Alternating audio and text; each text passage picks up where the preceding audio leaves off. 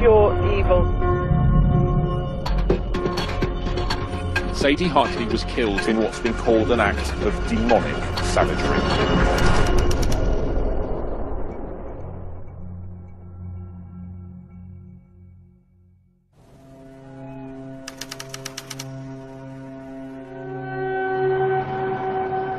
Good evening, Lancashire Police. I'm just wondering whether you'd be able to do a check on my boss's address. We've not heard from her for over 24 hours. Her name is Sadie Hartley. I was in Hawaii with my fiance. We were asleep in bed. It was about 4 o'clock in the morning and we had a phone call from the police. Emergency. Just arrived at the property. We're going to be forcing entry. There's a female inside on the floor with blood around her. I don't think there's words to describe the way I was feeling at that moment, especially being on the other side of the world where you can't go and be there and help.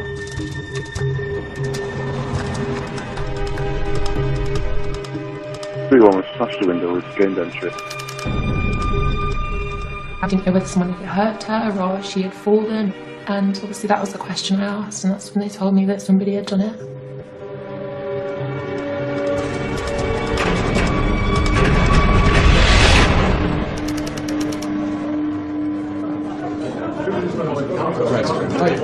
Thanks. Yes, you know, thanks very much for getting us. I don't know if people have had the chance to see the photographs on the wall. That is a picture of Sadie. Okay, so just keep that in your mind. At least then you can associate and you can see. Because when you see these images, there is a health warning because she doesn't look like that now.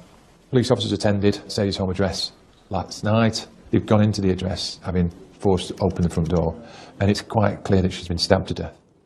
Just to update you on the scene, I don't think I can underestimate the sight of what I saw, really, in terms of the severity of the attack on Sadie. I think it's true to say the extent of the injuries are something I've not seen.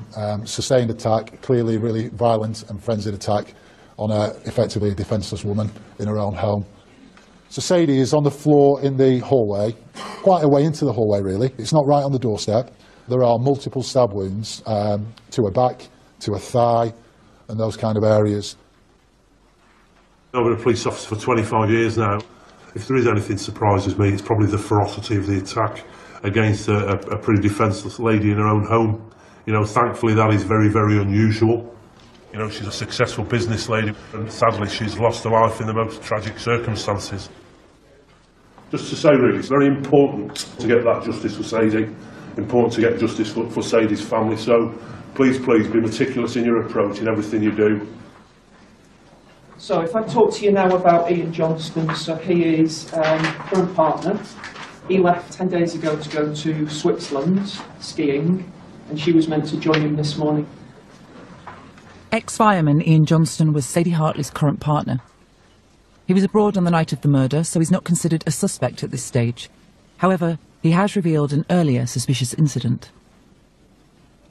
Previously, she was very unnerved by the burglary that we had in August, felt very unsafe being in the house on her own. It's the first time he's been away since that burglary.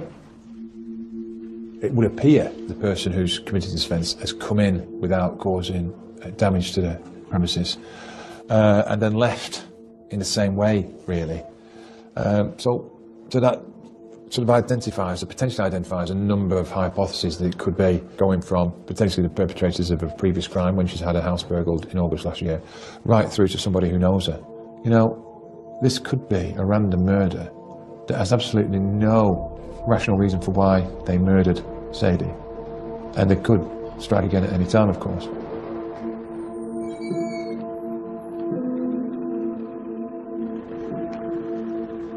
Well, we're going back to the scene now. The difficulty in securing evidence is that you only get one crack at it.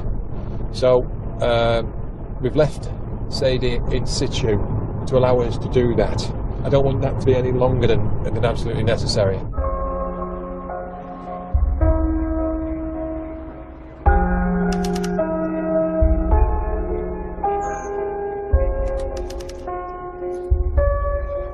most of the homicide cases, the victim knows their attacker, and there's some sort of like conversation, some dialogue. Whereas this looked as though it was almost immediate upon her answering the door.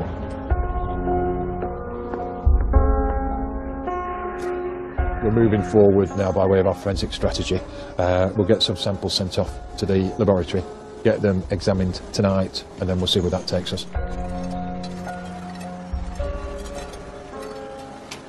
We've been called in to assist with house-to-house inquiries.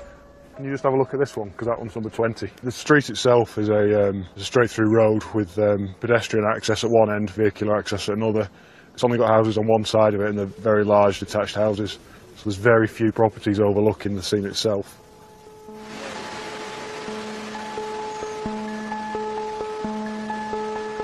As the house is so secluded, there's an urgent need for witnesses. My name's Paul Withers, I'm a detective superintendent working for the Lancashire Constabulary. I am the senior investigating officer on this inquiry. How are we doing? You alright? Sorry to bother you. Just doing some house-to-house inquiries. Hi Pam, you alright? Yeah, fine. It's Hayden from CID, I spoke to you earlier, yeah? We know Sadie was alive at 7:30 because she's communicated from a home address with a work colleague. I feel it may have happened during the course of Thursday evening. So I've got a list of questions to ask you. The first one being, did you know the occupants of number 8? I would urge anybody with any other information, please pick up the phone. Did you see any other suspicious activity or any other suspicious people in the area on the Tuesday that you can think of? I do remember seeing an older woman. She wasn't really suspicious at all, she was just doing a thing, but yeah, I saw an older woman. This case is quite unusual in the sense that there doesn't appear to be any apparent motive. You know, we're working very, very hard to try and identify why this has taken place. If it takes weeks, if it takes months, if it takes years, we will carry on and we will be unrelenting in our pursuit of the individual or the persons that have committed this offence against Sadie.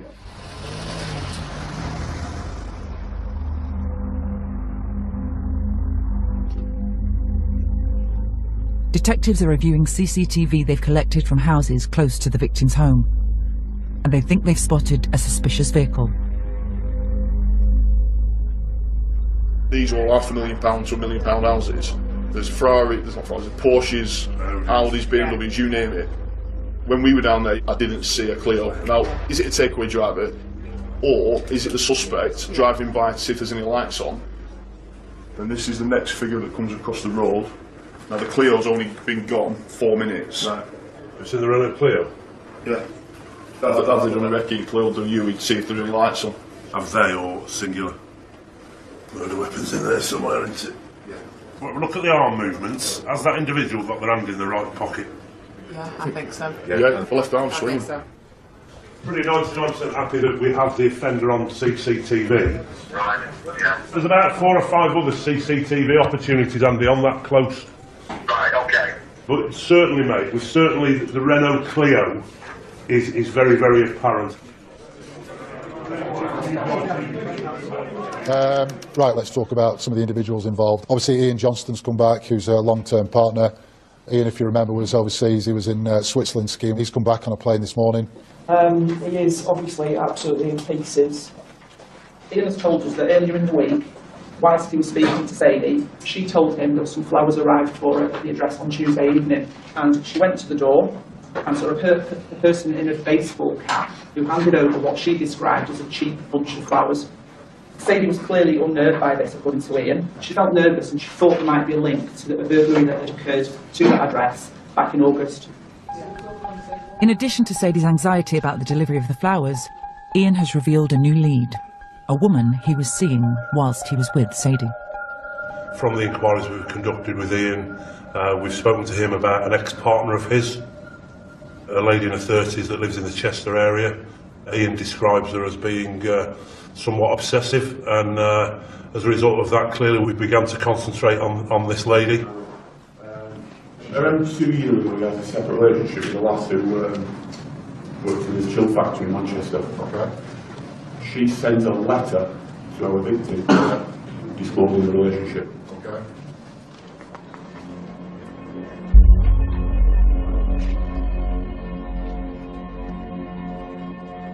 If we think about what we know about her, the facts we know, certainly if the cell site comes back and it puts her in Hampshire on the 7th, we're not knowing. And any other occasion.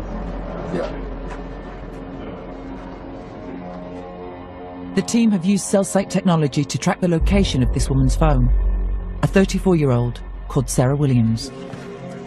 Despite the fact that she lives over in the Chester area, on the night that we believe that Sadie was handed a bunch of flowers, this lady was actually in the Helmshaw area. The hypothesis could be that the week preceding the murder, that this individual made her way over to Helmshaw, purchased some flowers, knocked on the door, clarified who Sadie was before handing over the flowers, only for her to return a week later at roughly the same time and commit what I can only describe as a brutal, callous, cold-blooded murder.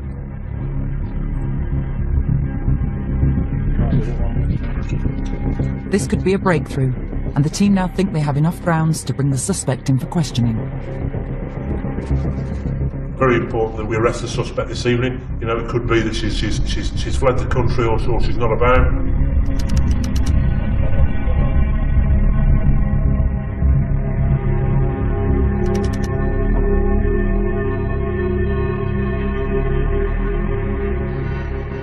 As you can see, the Cheshire officers are going in with public protection gear on to the house that we've identified. They are going to have the element of surprise. They're breaking the lock and they're going to make an entry to the premises. Police! Police! It appears the occupant that we're looking for is at home in bed. So we're just going to obviously get her suitably dressed and bring her out of the premises under arrest.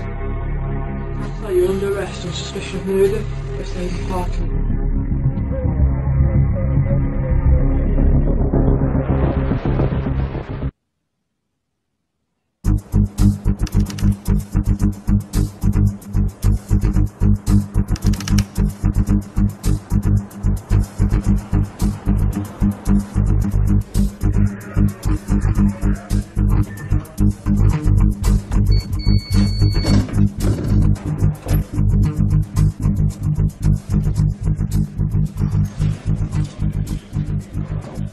Okay, why is this lady here? She's been brought over from custody in Chester at this moment in time. She's under arrest on suspicion of murder. Okay.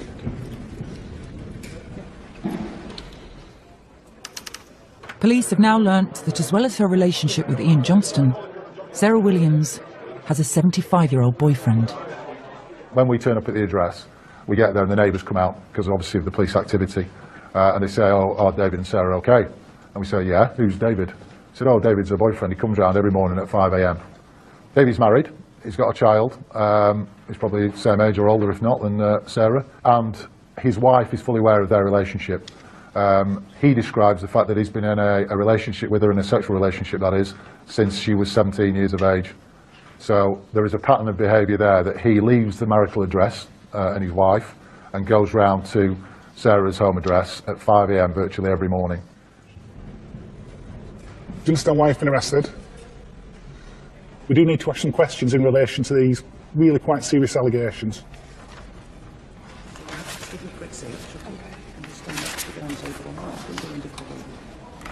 So, have you ever been arrested before? No. Are you working at present? Yeah. What do you do for a living? I sell ski holidays. You understand the grounds why you've been arrested? I understand the connection. Okay.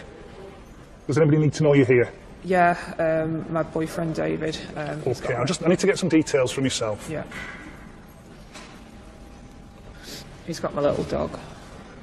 So what have you got? He's a Parsons Jack Russell.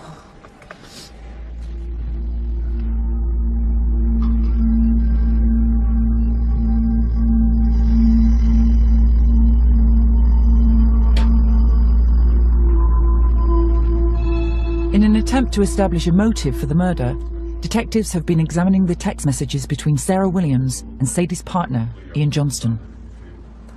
So what about Sarah? What about Sarah's billing? What do we think the catalyst is? So have we found the text message? Have we found that, I'm sorry, but this is ending? That text message where he has said, this is it, it's ended, that is 16 months ago. 16 months ago? From that text messages, then we've got the letter from Sarah to Sadie, which caused a lot of problems between them two. Yeah. During that time, Sarah has kept in contact with Ian, so not to cause any more problems between Ian and Sadie, he's just dropped the odd text to her. Certainly from her point of view, if you read the notes section on her phone, it's there are essays and essays and essays of fantasy of what she wants him to do, and that's from her. That's from her. Well, that's in her phone. That's in her phone. So that's good evidence, that. Okay, let's just let that sink in. Let's nail down the communication between Ian and her. Yeah. And this almost fixation. Yeah. I think the letters are interesting. Yeah. Between the deceased and Sarah. Ian clearly is a critical witness in this case because the suspect is an ex-partner of his who appears to have a particularly unhealthy obsession with Ian, and we believe this may be the motive, tragically, for Sadie's quite brutal murder. When somebody loses their lives under such tragic circumstances, I always feel for the families. You know, that's what drives me on, if I'm honest. It's imperative that we get some justice for the families that are left behind, the loved ones. Hopefully, you know, people who I've dealt with will have served them very well over the years, and that's what I intend to do for Sadie's family. My mum was a very fun-loving person. She didn't judge anyone. She literally didn't have anything bad to say about anybody. She was my hero in some respects. There was nothing I could ever fault about her whatsoever. She was looking to retire, and she was really, really looking forward to me and Robert having children and just spending a lot more time with us. I just want her to be remembered for just the happy, lovely lady she was, and that this wasn't supposed to happen to her.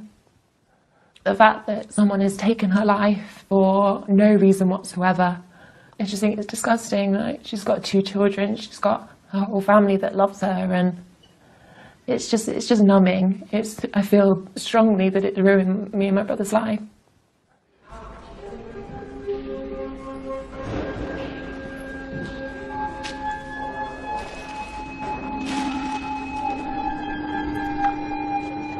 We're just going to go and meet the solicitor, who's here to speak to her client, and we'll then be going into interview with her.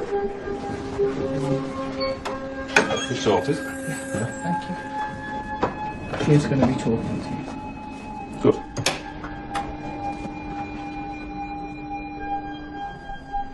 For Detective Constable Bryony Midgley, it's the first time she will be lead interviewer on a murder inquiry. Sarah. Right, this is Kate. You can Hi, Sarah. this as well, right? This innocent lady who's just minding her own business in her home, getting ready to go on holiday, exciting time of life, her daughter's just got engaged, and she has been brutally murdered at her home. And it's horrible.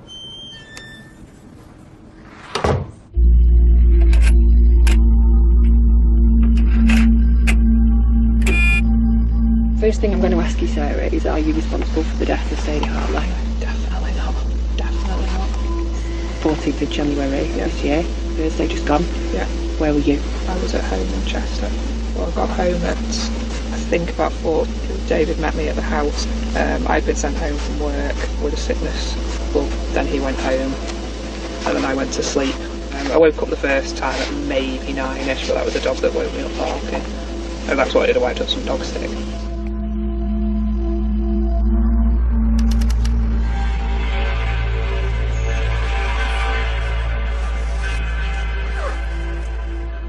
Despite Sarah Williams' claim to an alibi, forensic experts think they have made a key discovery. Dom, I know you've got some forensic stuff that you need to show me. The forensic update I had earlier on was there's some dilute blood in one of the bathroom sinks. He wants us to send that off in the morning first thing, along with our victim profile.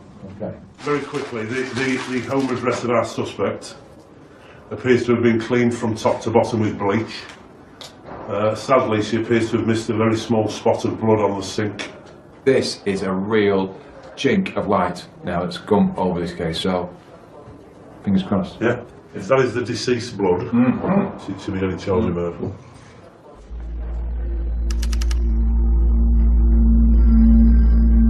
The team now want to find out the extent of Sarah Williams' obsession with Ian Johnston.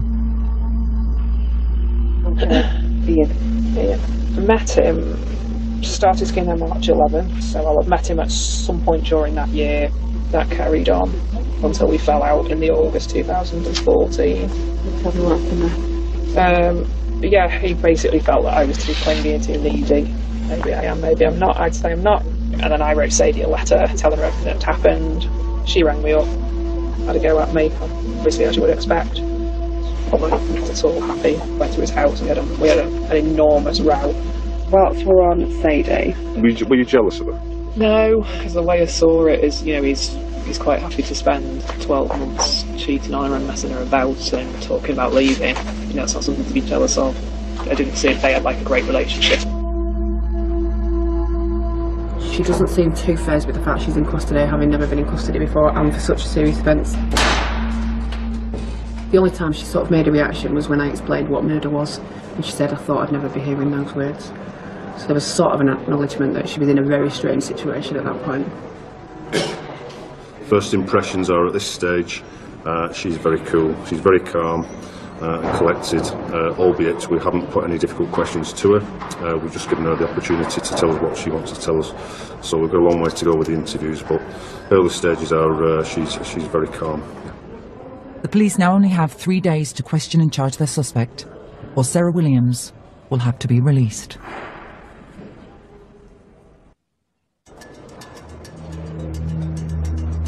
It's day 3 of the investigation into the shocking murder of Sadie Hartley, and Detective Superintendent Paul Withers is now in sole charge of the 40 detectives involved in the inquiry. I'm happy with the way the investigation is progressing. Clearly we still don't have that golden nugget. The blood that's been recovered from the suspect's home address, if that comes back as the blood of the victim, you know, that's quite difficult to explain away in any police interview, and you know, I can't wait for that result to come back. The CCTV on the night of Sadie's murder, we could see that there was a Renault Clio that arrived on Sunnybank. We get the Renault Clio going on the close, about 10 to 8. Yeah, it then comes off. Murder then occurs, I would suspect. I really think we probably need a team absolutely thrashing the life out of any CCTV opportunities. What time are we in there again? 2012. 2020. Right, the murder weapon. We haven't got back. Mick, I need to be 1000% positive, mate, that has not been discarded in any of that wooded area opposite the addresses. Any streams, it all needs doing. Well, the past few days have been some heavy snow up in this area, and this morning's the first day we've had where the snow is gone, we can search. Looking for the murder weapon, we believe it to be a large knife. We've got no more description this time. It's always hard to search open areas, a vast area, even small gardens take a long time. We have to do the best we can, make sure no areas are missed out. The murder weapon isn't the only key piece of evidence. Detectives are now focusing on the suspicious delivery of flowers to Sadie's house 1 week before the murder. They believe this was to clarify where she lived. I think the flowers are a key line of inquiry. This was a dry run. From the witnesses we've spoken to so far, you know, we believe it may be a possibility that Sadie may have known Sarah Williams. So at this stage, you know, we believe the person that delivered the flowers may not have been Sarah Williams and may have been somebody else. Now looking for a possible accomplice, detectives get a new lead. Sarah Williams' best friend. I was out interviewing a witness, a close connection to the suspect, Sarah Williams, and when we arrived there was a silver Astra on the driveway. There had been a silver Astra spotted in the area of the scene of the murder on the night that the flowers were delivered. In that silver Astra it was reported that there was potentially a bald-headed male and a female.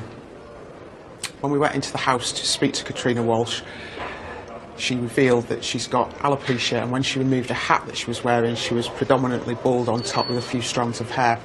Kit is 6 years old, and we've met through the local horses, basically. Kit wears all the time baseball caps because of the fact that she's losing her hair. Whilst we were sat there, we looked up at the side. Sorry, mate, does Sadie say the person is wearing a baseball cap? We've got a phone. If that phone is in Helmshire on the 7th, clearly her status in the inquiry changes considerably. I believe she's the woman that delivered those flowers, because Sadie said The description, yeah, the way she behaved, not a girl. Right. But she's got baseball caps everywhere. And I said, Right. when you go out, what do you wear? She went, always wear a hat, always wear baseball caps. Yeah. So it's going to be her boss. Right. Right, okay.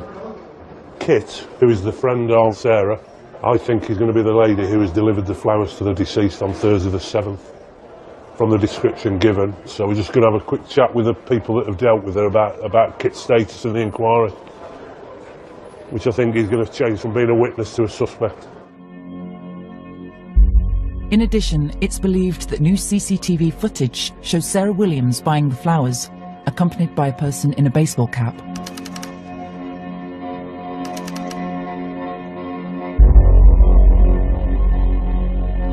Do you see a face on No, that's Very, you see the very top of it. clear. Purse though, we need to get that purse. There's the purse and the handbag as well. That's just Purse is really distinct. Yeah. There you go. Really cool. It's a scarf on. It's almost like it's a hoodie. There's the back, isn't it? It's a hoodie.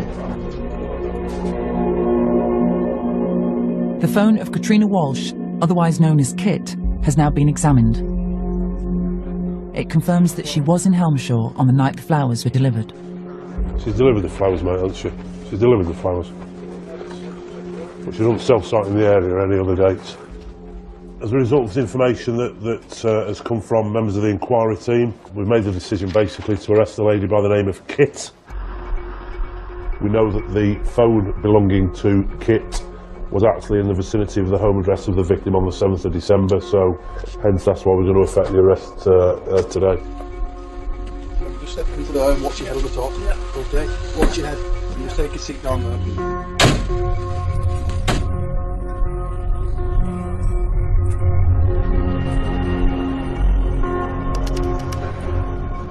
As we've come out of our previous interview, there's been a lot of information that's coming through. Around the 7th of January, the flower delivery night, she denies going anywhere near that house, denies any knowledge of the house.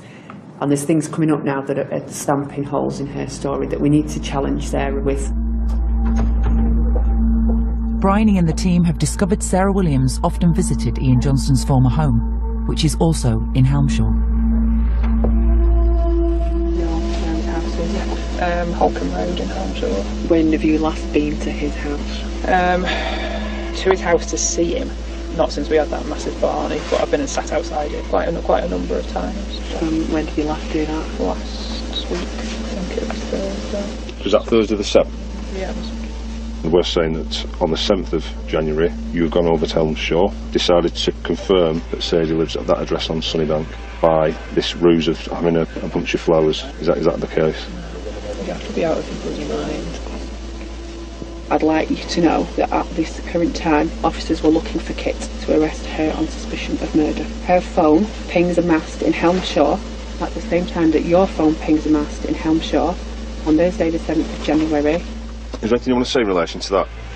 I hope it's not as terrifying for her being arrested, because having people coming into your house at 3 in the morning it's terrifying. It's absolutely terrifying. For somebody who's under arrest for murder, she's very calm. When we just told her at the very end of the last interview that her friend's been arrested on suspicion of murder, because we can put them both in Helmshaw at the same time, she looked visibly shocked, and that's the first time I've seen a really big reaction on her face. This poor lady has met an absolutely horrific end. Nobody should have to suffer that, and it's our job to find out who's done it and why, and that keeps you going. None of us have had any sleep, none of us have seen our families, but at least we can still walk home to our families, and that family have lost a member. You know, Sadie's gone for them. They'll never see her again, so that keeps us going. I want to know everything. I want to know why. Obviously everything to do with who's involved and, you know, how this has come about. I feel like I need to know everything.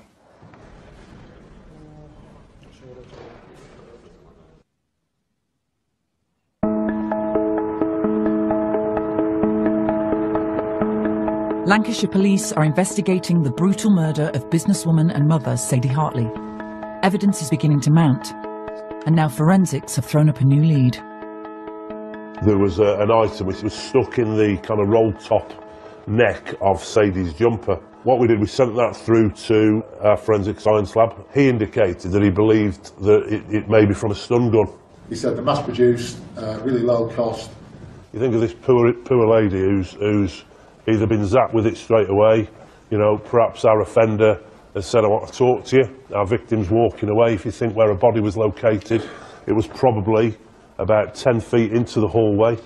You know, is she leading the way, and then she's done it on the back of her neck, and then set about, and then she's been stabbed to death, you know, 50 knife blows. So, you know, absolutely top end this for me. And, you know, where's she got this stun gun from?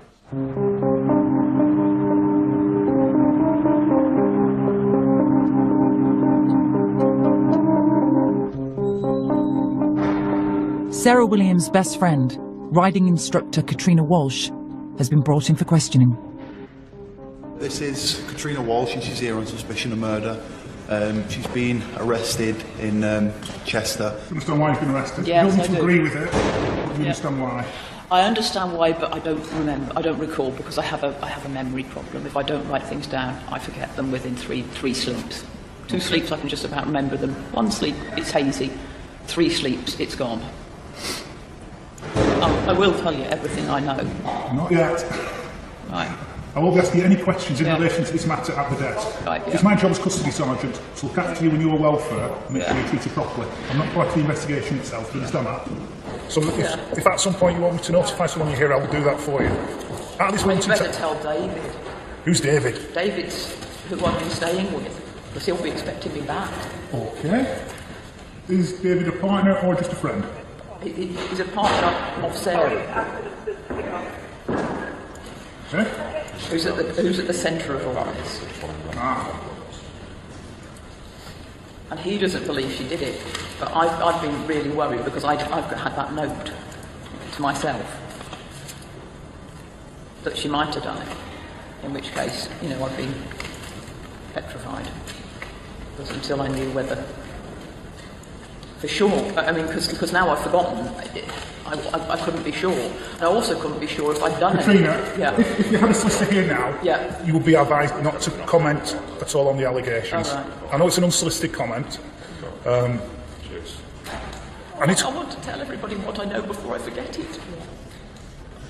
During the arrest, Katrina Walsh, who claims to have a short-term memory, told officers about a note she wrote in her diary, which could relate to the murder.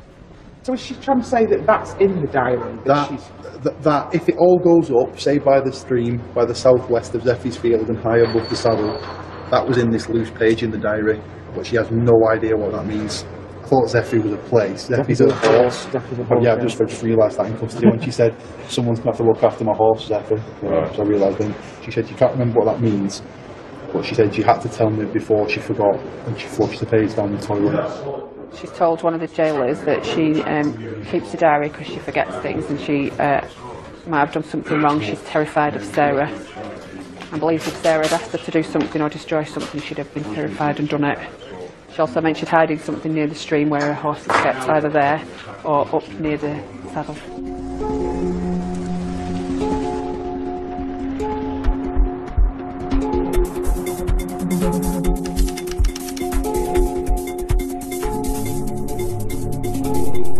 We've got a suggestion she's come here, she's made reference to a horse's effort, a field, she has a stable here that the horse is kept in. Obviously we've got a list of items that we are particularly looking for, so the teams are briefed on what we might be looking for. A pointed weapon, potentially a knife, of no further description unfortunately. Some suggestion of a stun gun, like a taser. Mobile phones, Apple devices, vehicle keys and receipts including financial documentation.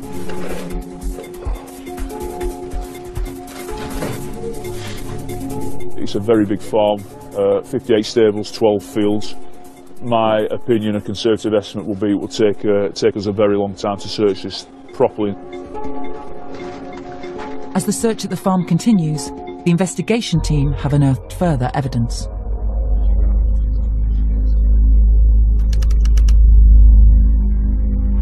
She's in, according to her interview, she's in bed.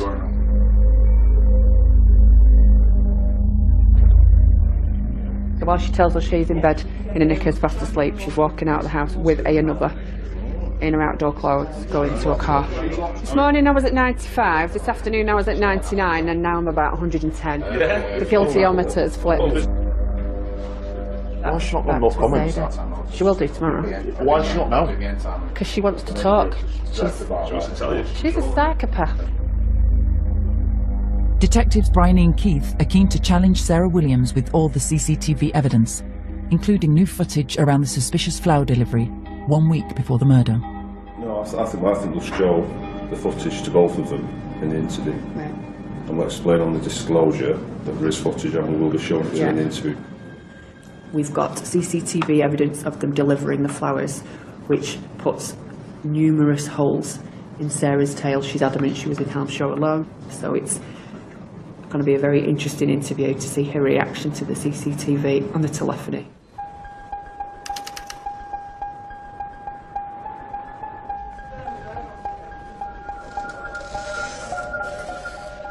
She was very confident in the first interview, and I think that confidence is waning now. I think she's realising that things are getting tricky, and they're going to get trickier for her.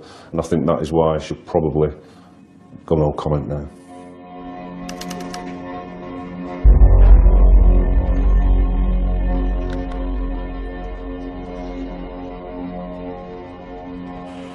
We've CCTV evidence that shows you, as you've just seen, at Haslam's and Tesco inside the store on the 7th of January. No comment. You attended Tesco with a specific task in mind, didn't you?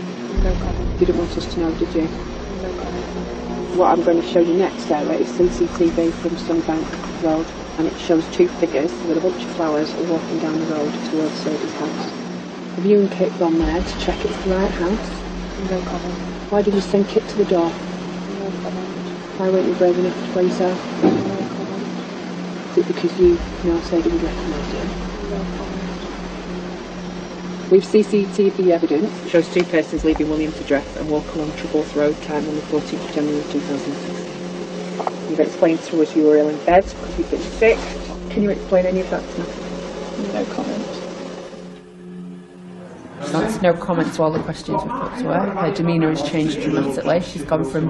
There's been a lot of sitting forward and eye contact between me and her in the previous interviews. She's really gone into a shell, and I can only begin to imagine what's going through her mind right now.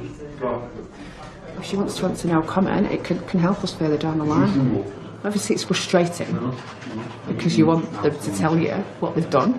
We all want to know, don't we? What she's done, why she's done it, how she's gone in, what she's done first, why she stabbed her, how she stabbed her, how she used her stun gun. We might not get that from her, so that's frustrating.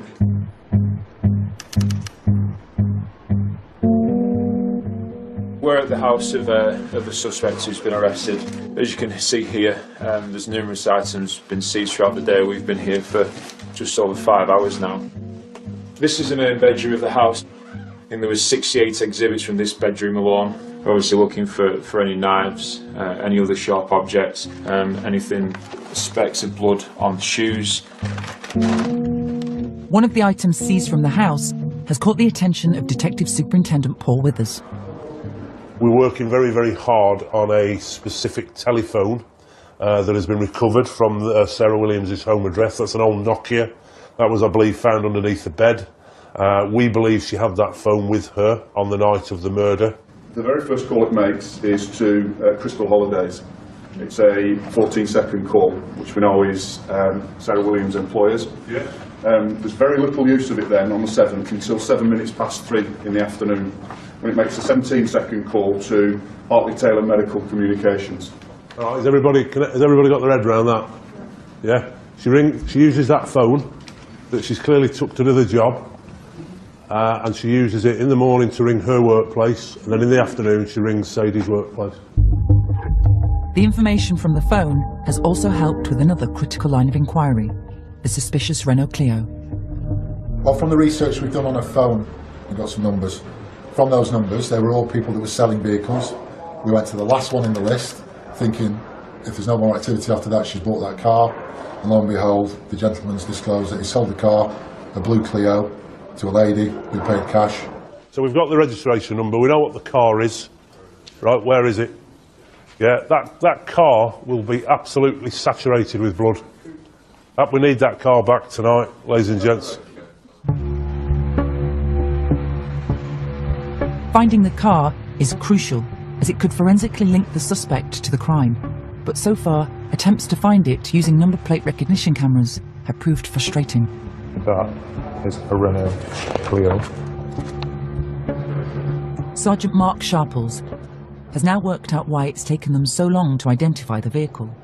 It looks very much like an 8, and the ANPR system has read that as an 8, but the actual picture of the car is not Toyota Yaris, it's a Renault Clio. So basically, mate, it should be a 3, so you made it into an 8. Yeah. It's unbelievable, isn't it? So well done. You're as good as your last job, Sharples. That's a good job.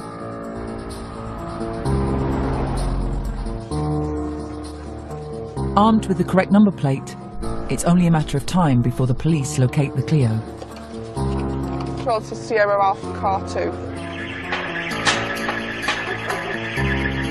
And very quickly, they have a breakthrough. In a car park 55 miles from the murder scene. What else is it? Use. I'll just put him on, alright? Andy, how you doing, mate? Absolutely fantastic, mate. Great work, pal. That's the last cell sighting of Sarah's phone. This is the location of where it's been found, so I'll just